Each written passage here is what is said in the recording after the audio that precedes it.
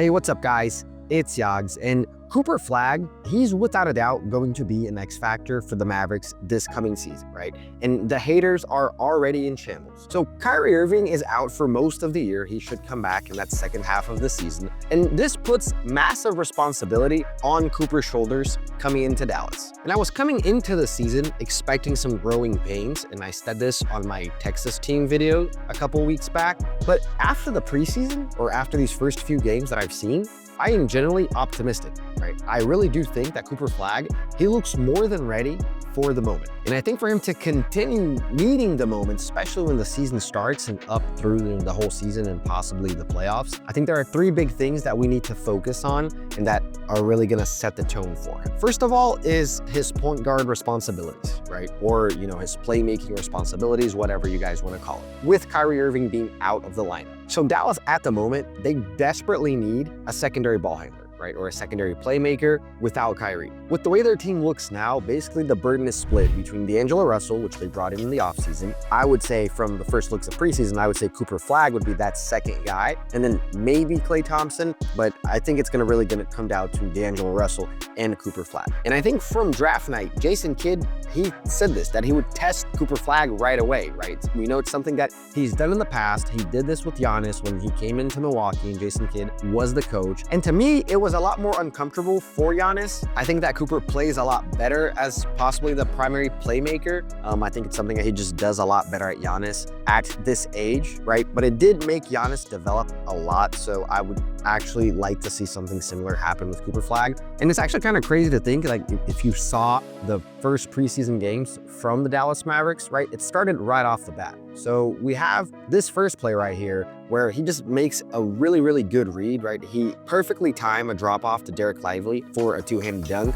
Just really good vision. And then we have this play where he draws in three defenders, right? He goes up for the jumper, but he sees Dwight Powell cutting and he just drops off a little pass for a nice little dunk as well. It was just really, really good vision by Cooper. And then on this play, he pushes it in transition, right? He hits PJ Washington cutting for the M1. And I think this is gonna be very frequent with the Dallas Mavericks, right? I think they're gonna get out and run, let Cooper be the decision maker and use that size to, possibly pressure the rim or just dump it off to somebody, be at the three or be someone cutting to the rim. But he's not all about drop-off, right? So on this play, he draws the help, he finds Klay Thompson for a wide open three in the corner. And then on this play, he keeps his dribble alive and just finds AD for the nice little oop. And here's why this all matters, especially after Kyrie Irving returns, right? So if Cooper is a reliable secondary playmaker or initiator, Dallas gets a whole new offensive dimension. When teams try to trap Kyrie, Cooper can keep the action flowing. And when Kyrie sits,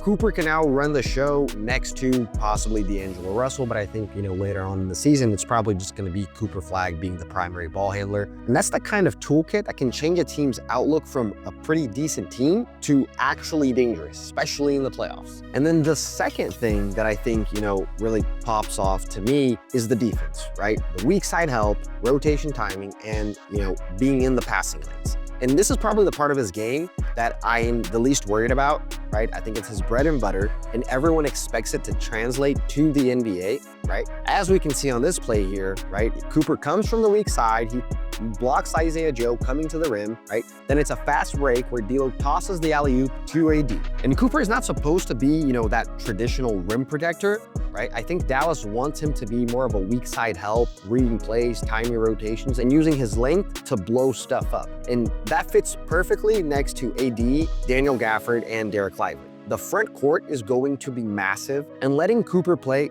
off that side, not having to be the primary rim protector, is really a luxury that Dallas have, and is where I think he shines the most, because he has a really, really good defensive IQ for a kid his age. And he's also really good in the passing lanes, right? So he jumps a pass, headed to Mason Plumlee, immediately turns it to a drop-off to Dwight Powell on the break. Expect more aggressive defensive schemes overall, letting Cooper and even maybe Anthony Davis make aggressive reads, because Gafford or Lively, depending whoever's in there, are the back line for help. Honestly, because of the defensive depth, this might be the least critical thing he has to master right away. But it's what he's naturally equipped to do, and Dallas can count on it from day one, which simplifies everything around him. And I think last but not least, it's his scoring, right? Can he keep defenses honest to unlock his playmaking, for example, right? So the bottom line, he's got to be able to score the basket, not empty numbers. Dallas doesn't have a ton of offensive creators right now, and they do need him to be a legit threat. If teams don't feel threatened by him as a scorer, they won't help. The passing lanes shrink, and all those reads get harder, which is something that I think we could say happens similarly to Amin Thompson, right? He's really good on defense, but his shot isn't there, and he kind of just, he's a slasher. He's not much of a scorer, which is something that I would like him to do more. So I think we can use Amin Thompson as an example here. But when we look at some examples from the preseason for the Dallas Mavericks, right, we have the OKC game. So in the open floor, he uses his handle to get to the lane, contorts and finishes around a defender. And on this next play, in the half court, he confidently steps into a three off a PJ Washington screens and drills it. And then off an AD screen, it's a pull-up again, and it's cash. And then when we look at the second preseason game, right, I think this is where he showed a little more of his offensive game. So off a Derek Lively screen, he calmly pulls up from three, and then after a PJ Washington block, he sprints the floor, fills the lane correctly, and throws down a lob from D'Angelo Russell,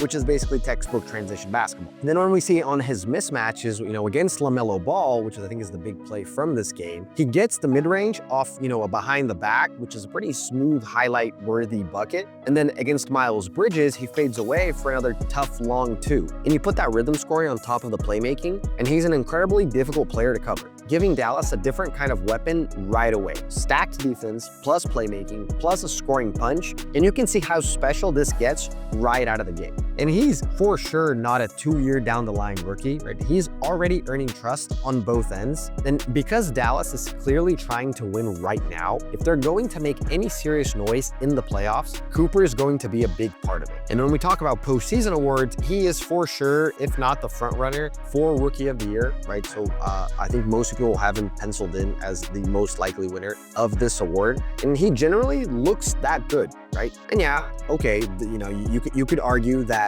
the Thunder minutes were against second and third unit. They weren't really playing, top-notch competition, but the reads were next level, right? And versus the Hornets, the one-on-one creation looked pretty special. And I think when we look at the Dallas Mavericks team, right, their team identity and their ceiling for this season, I think before Kyrie and then with Kyrie when he returns, right, they are one of the most underrated teams coming in.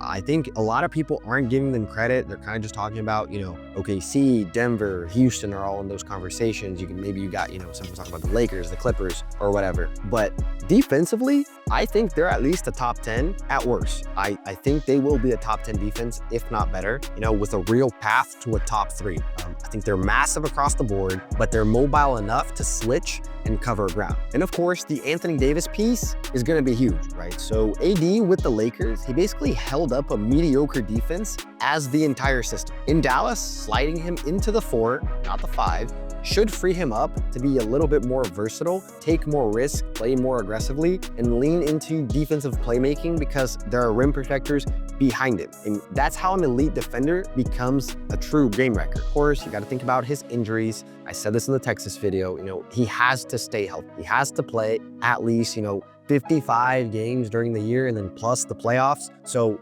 that's really going to be a really big if on the Dallas Mavericks team, right? But I think their depth, it matters as well, right? You have PJ Washington, you have Max Christie, Najee Marshall, Daniel Gafford, guys who could easily start on other teams, but here they're coming off the bench for the Mavs. That means that Dallas can keep length and defensive intensity on the floor even when the starters sit, right? And a healthy starting 5 for the Mavs would be Kyrie at the 1, Klay at the 2, Cooper at the 3, AD at the 4, and then Derek Lively at the 5. That's a seriously good lineup. That's a lineup of like 3 good vets, right? With AD basically still in his prime. Of course, we have to know how Kyrie is going to come back. But you have a generational rookie in Cooper Flagg, and you have a really good upcoming player in Derek Lively that's shown promise over the past couple of years. And if we take a look, at like the Clippers did from last year, Kawhi didn't come in until mid-season last year, and the Clippers looked completely different down the stretch. And I think with Kyrie,